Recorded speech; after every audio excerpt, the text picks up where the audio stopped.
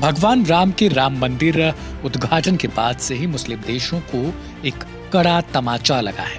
भारत में अल्पसंख्यकों पर दुहाई देने वाला मुस्लिम देशों का संगठन ओआईसी भले ही पाकिस्तान और गाजा जो पूरी तरीके से बर्बाद हो चुका है उस पर साथ न दे पाए, लेकिन भड़काने के मामले में सबसे आगे है। इसी संगठन यानी ऑर्गेनाइजेशन ऑफ इस्लामिक कोऑपरेशन यानी ओआईसी ने बयान जारी करते हुए अब राम मंदिर अयोध्या को लेकर कड़ी निंदा की है। हालांकि यह पहली बार नहीं है जब ओआईसी ने भारत के आंतरिक मामले में टिप्पणी की हो और दखल देने की कोशिश की, लेकिन ऐसा इस्लामिक देशों का यह संगठन कभी भारत के प्रति कामयाब नहीं हो पाया। इस्लामिक देशों का यह संगठन भारत के खिलाफ लगातार बयान देता रहा है, हालांकि भारत ने कभी ऐसे बयान को सीरियस लिया ही नहीं। बता दें कि अयोध्या में सोमवार को भव्य राम मंदिर उद्घाटन के एक दिन बाद यानी कि मंगलवार को भारी भीड़ रामलला के दर्शन के लिए उमड़ पड़ी। बड़ी संख्या में लोग रामलला के दर्शन के लिए आए हैं। बता दें कि देश के प्रधानमंत्री नरेंद्र मोदी ने सोमवार को ही भव्य मंदिर का उद्घाटन किया था। इसके बाद से ही पाकिस्तान को मिर्ची लग गई।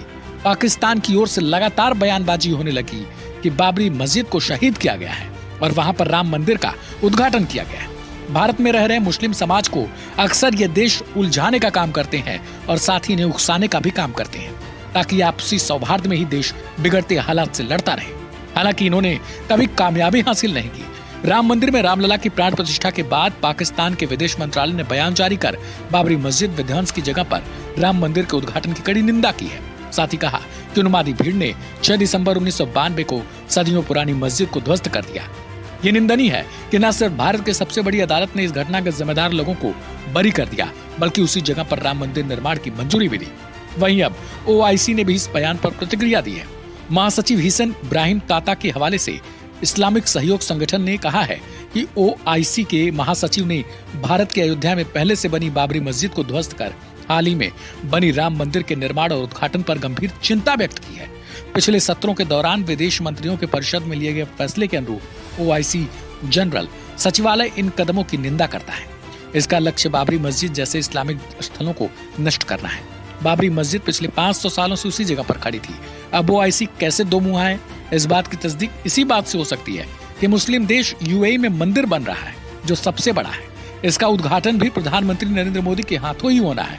यूएई से पीएम मोदी के लिए बुलावा आया है। सवाल है कि केवल भारत के मुस्लिमों को उकसाने के लिए 57 देशों को साथ आना पड़ता है। ये खुद तो विकास करते हैं लेकिन मुस्लिमों को उकसाने का काम करते हैं। गाजा बर्बाद हो गया तो इनमें से किसी देश के हलक से एक आवाज तक नहीं उठी। ऐसे में साफ है कि ये 57 देश केवल धर्म का ठीकरा ही फोड़ते हैं। जब गाजा जैसे जगहों को जरूरत पड़ी तो ये भूल गए कि जिस कथित तौर पर जिस इस्लामिक मुल्कों की आवाज उठाते हैं वो गाजा में भी था। वहां दाल नहीं गली तो भारत के खिलाफ ही जहर उगल दिया। बहुसंख्यक समाज अगर कोई काम करे तो गलत, लेकिन गाजा में बर्बादी के लिए जुबान पर ताले जड़ जाते हैं। बहरहाल इस खबर में इतना ही।